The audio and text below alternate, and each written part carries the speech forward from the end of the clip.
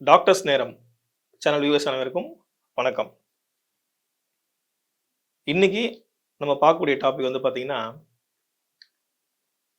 எல்லாருக்குமே வந்து இப்போ சின்ன ஒரு இது வந்து குறிப்பா பெண்கள மட்டுமே பாதிக்கக்கூடிய ஒரு நோயாவும் இருக்கு. ரொம்ப ஒரு ஏஜ் அட்டெண்ட் பண்ணி ஒரு 1 இயர்க்குள்ளேயே வந்து நெறைய பேர் வந்து இந்த பிரச்சனையில வந்து ஸ்ட்ரகிள் பண்றாங்க. இது மட்டும் இல்லாம வயசானவங்களுக்குமே வந்து பார்த்தீங்கன்னா, இந்த பிரச்சனைய ஸ்ட்ரகிள் பண்றாங்க. என்ன அது அப்படின்னு பார்த்தீங்கன்னா, தைராய்டு. இந்த தைராய்டு பிரச்சனை வந்துடுச்சு அப்படின்னா, வாழ்க்கை முழுக்க வந்து மாத்திரை எடுத்துக்கிட்டே இருக்கணும். சரி, மாத்திரை வந்து கம்மியாகுமான்னு பார்த்தீங்கன்னா, 25, 75, 100, 125ன்னு சொல்லிட்டு மாத்திரையோட அளவு மட்டும் அதிகமாகுமே தவிர, தைராய்டு வந்து குறையவே குறையாது. இத வந்து 2ஆ பிரிக்கிறாங்க. ஒண்ணு வந்து ஹைப்போ தைராய்டு, ஒண்ணு வந்து ஹைப்பர் தைராய்டு. இப்ப இந்த ஹைப்போ தைராய்டு என்ன பண்ணும் அப்படின்னா, உங்களுக்கு வந்து உடம்ப வந்து குண்டாக்கிடும். ஒரு வெயிட் போட்ட மாரி ஆயிடுவாங்க. வெயிட் ரெட்யூஸ் பண்ணவே முடியாது. ஹைப்பர் தைராய்டுன்னு ஒண்ணு இருக்கு. அதுல வந்து பார்த்தீங்கன்னா, ஆள் ரொம்ப ஒல்லியாயிடுவாங்க. கொஞ்சம் மீடியமா கூட அவங்களால வந்து இருக்க முடியாது. எடை குறைஞ்சுக்கிட்டே இருக்கும். இப்ப நீங்க எந்த நோய் வந்து அதாவது சார் எனக்கு குழந்தை தள்ளி போகுது, பொறக்கறது, பீரியட்ஸ் வந்து ஃப்ளோ அதிகமா இருக்கு, இல்ல பீரியட்ஸே வரல, முடி பயங்கரமா கொட்டுது. இப்படி நீங்க எந்த பிரச்சனைய வந்து ஒரு ஃபீமேல் வந்து ஒரு டாக்டர்ட்ட போய் சொன்னாலும், இம்மீடியட்டா அவங்க சொல்ற விஷயம் பார்த்தீங்கன்னா, தைராய்டு டெஸ்ட் எடுத்தீங்களா? அப்படின்ட்டு. இப்ப நம்ம சொன்னக்கூடிய இந்த அறிகுறிகள் மட்டும் இல்லாம, முடி வந்து பார்த்தீங்கன்னா, சுத்தமா வளராது. அப்படி வளர்ந்திருந்தவங்களுக்கு முடி கொட்டி, நெறைய வந்து கேப்பா தெரிய ஆரம்பிக்கும் தலையில. பெரிய ஒரு பால்னஸ் மாரி சொல்லுவாங்க மேலுக்கு. அந்த மாரி வந்து பெண்களுக்குமே வந்து வர ஆரம்பிக்கும். அது மட்டும் இல்லாம பார்த்தீங்கன்னா, தைராய்டு லெவல் அதிகமான உடனே, கண்ணு வந்து பெருசா அப்படியே வந்து வீங்குன மாரி வந்து வெளிய வர ஆரம்பிச்சுரும். அத் அதிகப்படியான ஒரு சோர்வு. தூங்கி எழுந்திருப்பாங்க, திரும்பவும் படுத்துக்கிட்டே இருக்கணும்.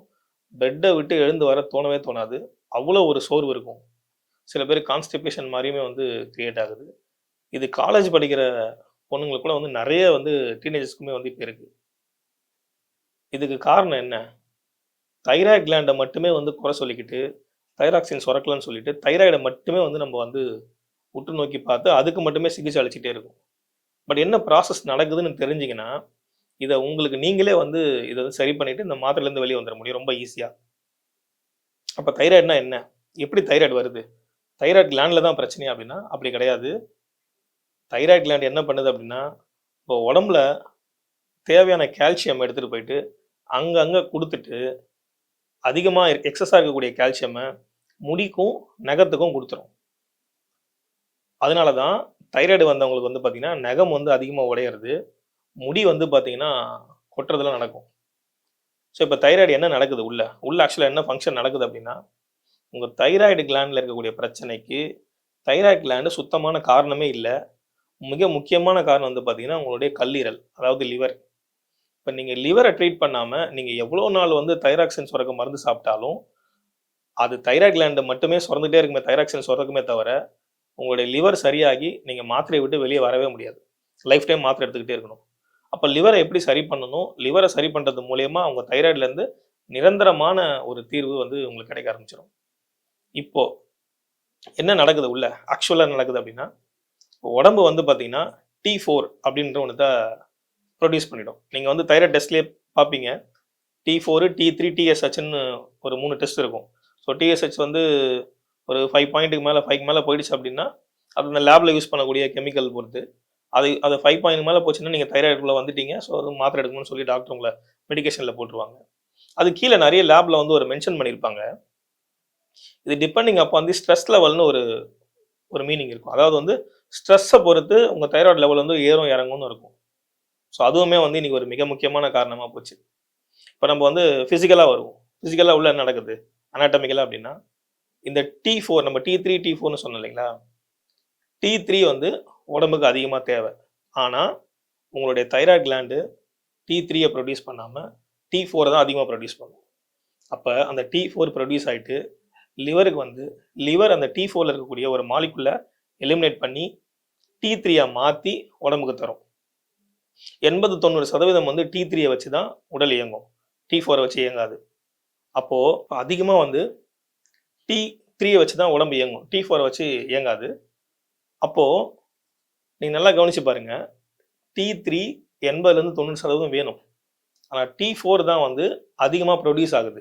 அப்ப லிவர் தான் வந்து அந்த தைராய்ட வந்து மாத்தி உடம்பு இயக்கத்துக்கு தேவையா மாத்தி தருது. அப்போ லிவர சரி செஞ்சா மட்டும் தான் நீங்க வந்து தைராய்டுலேருந்து வெளிய வர முடியுமே தவிர, நீங்க வெறும் தைராய்டு சுரக்கிறதுக்கான மாத்திரைய குடுத்தீங்க அப்படின்னா, அந்த மாத்திரை அதோட வேலைய செய்யுதே தவிர, உங்களுடைய எந்த உறுப்பும் அந்த வேலைய செய்யாது. அதுதான் இங்க நம்ம கவனிக்கக்கூடிய மிக முக்கியமான ஒரு விஷயம்.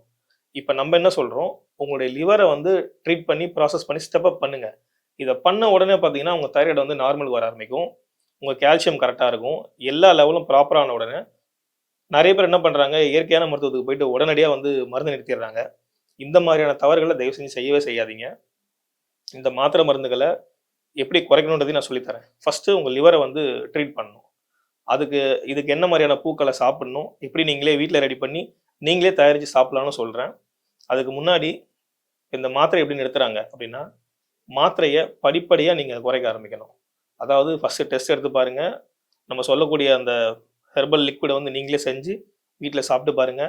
சாப்பிட்டுட்டே வரும்போது தைராய்டு குறைஞ்சுதான்னு திரும்ப டெஸ்ட் எடுத்து பாருங்க. குறைஞ்சது அப்படின்னா, படிப்படியா அதாவது ஒரு 100 எம்ஜி மருந்து சாப்பிட்டுட்டு இருக்கீங்க அப்படின்னா, உங்க டாக்டர்கிட்டயே கொண்டு போய் காட்டுனீங்கன்னா, அவங்களே வந்து குறைச்சு குடுப்பாங்க 75 எம்ஜிக்கு.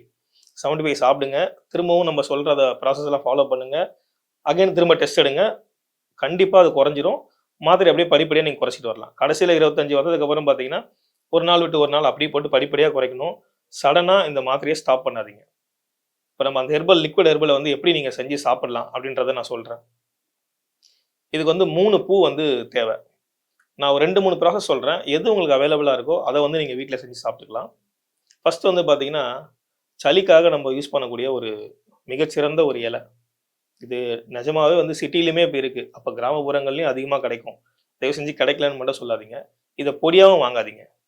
ஆடாதொடை. ஆடாதொடை இலை பொடி வந்து நாட்டு மருந்து கடையில கிடைக்கும். பொடியா வாங்காதீங்க.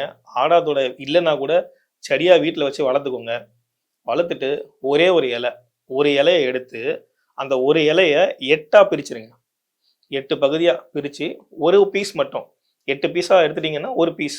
ஈக்குவலா எடுத்துக்கோங்க 8 பீஸு. அதுல ஒரு பீஸ வந்து என்ன பண்ணுங்க, கொஞ்சம் ஒரு 100 எம்எல், 150 எம்எல் தண்ணி எடுத்து அதுல போட்டுருங்க. ஒரு 5 மிளக தட்டி அதுல போட்டுருங்க. கொஞ்சம் தனியா, மல்லி விதைன்னு சொல்லுவாங்க. அத கொஞ்சம் லைட்டா தட்டி போட்டுருங்க. இது அளவுகோல் வந்து இலைக்கு மட்டும் தான். மிளகு வந்து 3 போட்டா 3, 5 போட்டா போதும். கொஞ்சம் காரமா இருக்குன்றதுக்காக. தனியா வந்து உங்களுக்கு ஏத்தா மாரி நீங்க போட்டுக்கலாம். போட்டுட்டு நல்லா கொதிக்க வச்சு, ஒரு 1/2 டம்ளர் வந்தோனே இறக்கிட்டு, இத குடிச்சிட்டு வாங்க. குடிச்சிட்டு வர வர வர என்னென்ன ஆகும்னா, 30ல இருந்து சார் தைராய்டு ரொம்ப மோசமா இருந்தது. அந்த நிலைமையில இருந்தா கூட, 1 வாரத்துக்குள்ளேயே வந்து பார்த்தீங்கன்னா, பெரிய அளவு டிராஸ்டிக்கா வந்து அது குறையும்.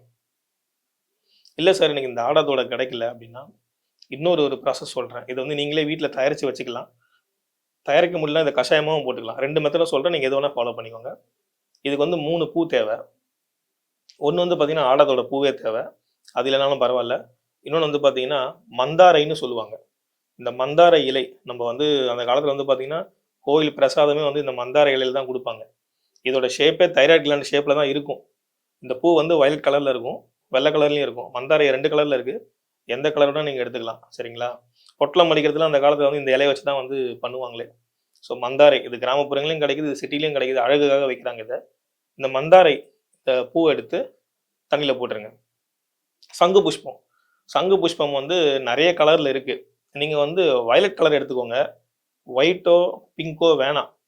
வயலட் கலர் மட்டும் தான் அத யூஸ் பண்ணணும். அத எடுத்துக்கோங்க. இப்ப இந்த 3 பூ சொன்னேன் இல்லைங்களா? இந்த 3 பூ கிடைச்சா ரொம்ப விசேஷம். இல்ல சார் என்கிட்ட வந்து 2 பூ இருக்கு. அட்லீஸ்ட் 2 பூ எப்படியாவது தேடி எடுத்துருங்க. இல்ல ஆடதோட பூ கிடைக்க கொஞ்சம் கஷ்டமா இருக்கும்.